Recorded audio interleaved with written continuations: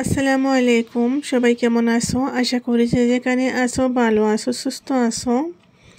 আল্লাহর অশেষ রহমতে আলহামদুলিল্লাহ আমিও ভালো আছি। আজকে আমি মজাদার একটা রেসিপি নিয়ে চলে আসছি আপনাদের মাঝে শেয়ার করার জন্য। আজকে হচ্ছে ধনেপাতার আচার বানাবো। সেজন্য এখানে একটা প্লেট ভরে একদম ধনেপাতা নিয়ে নিয়েছি, আর এখানে নিয়েছি লাল মরিচ, তারপরে হচ্ছে মরি, জিরা, আজওয়াইন, আস্ত সরিষা আর একটু মেথি, আর হচ্ছে এই যে তেঁতুলটা হচ্ছে মেইন, ওটা লাগবেই এই আচারে। তো তেঁতুলগুলো হচ্ছে আমাকে ভিজিয়ে রাখতে হবে, 10 মিনিট পর্যন্ত ভিজিয়ে রাখবো তেঁতুলগুলো।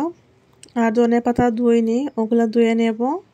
আপনারা আচার সংরক্ষণ করে রাখতে চাইলে ধনেপাতা ধুয়ে ফ্যানের নিচে বা রোদের নিচে শুকিয়ে নেবেন, তারপর আচারটা বানাবেন। তো এখানে আমি হচ্ছে একটু হালকা গুনগুনা পানি দিয়ে ভিজিয়ে রেখেছিলাম তেঁতুলগুলা, কারণ ওগুলো একদম আর কি মথে নেব, নিয়ে ওগুলোকে একটু পেস্টের মতো বানিয়ে নেব। সেই কারণে ঠান্ডা পানি দিয়ে ভিজালে ভালো করে আর কি ওগুলো সফট হবে না, কারণ আমি আগে থেকে ভিজিয়ে রাখা ভুলে গিয়েছিলাম। সেই জন্য আমি একটু গুনগুনা গরম পানি দিয়ে ভিজিয়ে রাখছিলাম। আর এই যে দেখো, হাত দিয়ে ভালো করে আমি এগুলো একটা পেস্ট বানিয়ে নিয়েছি, ভালো করে চটকিয়ে তারপর এগুলো বানিয়েছি। আর হচ্ছে এখন চেখে নেব। চাকার চাটনি দিয়ে ছাঁকলে না হচ্ছিল না এটা, সেই কারণে আমি এখানে মশারির একটা কাপড় নিয়ে নিয়েছি, এটা দিয়ে চেখে নিয়েছি। আর এই যে পেস্টটা বের হয়েছে। এখন হচ্ছে এখানে আমি মশলা দিয়ে দেব।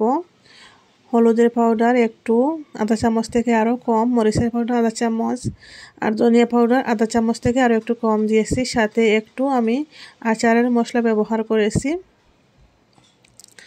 আচারের মশলাটা অপশনাল, আপনাদের কাছে না থাকলে নাও দিতে পারেন। তো ওগুলো আমি সব মিশিয়ে রেখে দিয়েছি ঢাকনা দিয়ে ঢেকে, 10 মিনিট পর্যন্ত রেস্টে থাকবে। আর ওইদিকে আমি এই কাজগুলো করে নেব। আমি ধনেপাতা ধুয়ে নিয়েছিলাম, নিয়ে এখন একটা কড়াইতে দিয়ে দিয়েছি। এগুলা যখন একদম সফট হয়ে যাবে, নরম হয়ে যাবে, তখন কম হয়ে যাবে। আর এগুলা থেকে যা পানি বের হবে সব পানিগুলো শুকিয়ে নেব। এগুলো এমনিতেই আমি পানি শুকিয়ে নেব একটু নরম করে। আপনারা যদি জাল বেশি পছন্দ করেন তাহলে এর সাথে কয়েকটা কাঁচামরিচ ব্যবহার করতে পারেন। আমি অনেকগুলো লাল মরিচ ব্যবহার করতেছি, সেই কারণে কাঁচামরিচ দিইনি, আপনারা চাইলে দিতে পারেন। আর এই যে দেখো, এগুলো একদম নরম হয়ে গিয়েছে। এখন একটা প্লেটে নামিয়ে নেব, পানিগুলোও শুকিয়ে গিয়েছে। এখন হচ্ছে আমি এখানে সরিষার তেল দিয়ে দেব পরিমাণ মতো। এইটুকুই তেল দিয়েছি, যতক্ষণ পর্যন্ত তেলগুলা গরম হবে ততক্ষণে আমি এই লাল মরিচগুলা কেচি দিয়ে কেটে নিচ্ছি, ছোটো ছোটো করে পিস করে নিচ্ছি। এভাবে করে নিলে জালটা বের হবে ভিতরে। এখন সবগুলো উপকরণ তেলের মাঝে দিয়ে দিলাম। এগুলো ভালো করে ভেজে তারপর হচ্ছে রসুন দিয়ে দেব। আমি হচ্ছে রসুন এখনও ছিলিনি, এগুলা এভাবে রেখে দেব। তারপরে হচ্ছে রসুন একটু পর ব্যবহার করব। এখন হচ্ছে আমি এখানে তেঁতুলের পিউরিটা দিয়ে দিয়েছি। আর এই পানিগুলা হচ্ছে একটু গাঢ় করে নেব, এভাবে চামচ দিয়ে নাড়াচাড়া করে ভালো করে সুন্দর করে গাঢ় করে নেব, যাতে নিচে না লাগে সেটা লক্ষ্য রাখতে হবে।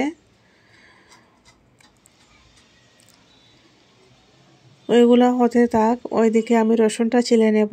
পুরাই একটা আমি রসুন নিয়েছি। এগুলা সবগুলার উপরের বাকলটা আমি ফেলে দেব, দিয়ে তারপরে রসুন ব্যবহার করব। আপনারা চাইলে তেলের মাঝেও দিতে পারেন, তেলের মাঝে দিলে আলাদা একটা সুন্দর গ্রান আসবে, আর এমনিতেও দিতে পারেন। আমি এভাবে দিয়েছি, এভাবে দিলে আমার কাছে ভালো লাগে সেই কারণে। আর দেখতেই পারতেছেন অনেকটা গাঢ় হয়ে গিয়েছে। এখন আমি হচ্ছে ধনেপাতাগুলো ঠান্ডা হয়ে গেছে, পেস্ট বানিয়ে নেব। যাদের কাছে গ্রাইন্ডার মেশিন নেই, এই ধনেপাতা পাটায় বেটে নিতে পারেন, আর যাদের কাছে গ্রাইন্ডার মেশিন আছে তারা গ্রাইন্ডারে গ্রাইন্ড করে নিতে পারেন। এই যে আমি ভালো করে মিহি করিনি, তো এখন আমি এখানে দিয়ে দেব ধনেপাতাগুলা। আর এই যে এখানে দেখতেই পাচ্ছেন তেঁতুলের যে পানি দিয়েছিলাম একেবারেই গাঢ় হয়ে গেছে, অনেকটাই কমে গিয়েছে পানিটা।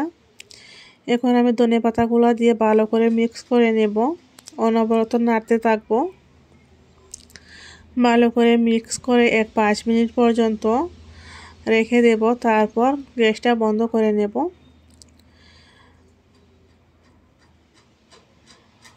আপনারা দেখতে পারতেছেন যতটুকু তেঁতুলের পানি ছিল সবগুলা ধনেপাতা চুষে নিয়েছে। এইভাবে করে ধনেপাতার চাটনি বা আচার বানিয়ে দেখবেন, খেতে কিন্তু অসাধারণ হয়। আমি আগে থেকে লবণ দিতে ভুলে গিয়েছিলাম, সেই কারণে এখন দিয়ে দিয়েছি পরিমাণ মতো লবণ, দিয়ে আবারও নাড়াচাড়া করে নিচ্ছি। আপনারা হয়তো অনেকেই খেয়েছেন ধনেপাতার চাটনি বা আচার, এভাবে খেয়েছেন কিনা কমেন্ট করে জানাবেন। আর যদি না খেয়ে থাকেন তাহলে অবশ্যই ট্রাই করবেন। শীতের সিজন হচ্ছে, ধনেপাতা বা শীতের সবজি সব কিছুই পাওয়া যায়। আর এখন ধনেপাতার দামও একটু কম হয়েছে, আপনারা চাইলে এইভাবে আচার বানিয়ে খেতে পারেন, অনেক মজা হয়। আর কয়েকদিন রেখেও খেতে পারবেন, খারাপ হবে না। এখন আমি একটা প্লেটে সার্ভ করে নিচ্ছি। আপনারা দেখতে পারতেছেন কতটা লোভনীয় হয়েছে। আমি যখন বইয়াতে এসেছিলাম আমার জিভ দিয়ে পানি চলে আসছিল। অনেক মজা হয় এই আচারটা। আপনাদের কাছে যদি ভালো লেগে থাকে তাহলে একটা লাইক দিয়ে, আমার চ্যানেল নতুন হলে চ্যানেলটাকে সাবস্ক্রাইব করে নিও। আর ভিডিওটা কেমন লাগলো অবশ্যই কমেন্ট করে জানিও। আজকের মতো ভিডিওটা এখানেই শেষ করতেছি। সবাই ভালো থেকো, সুস্থ থেকো। আল্লাহ হাফিজ সবাইকে। আসসালামু আলাইকুম।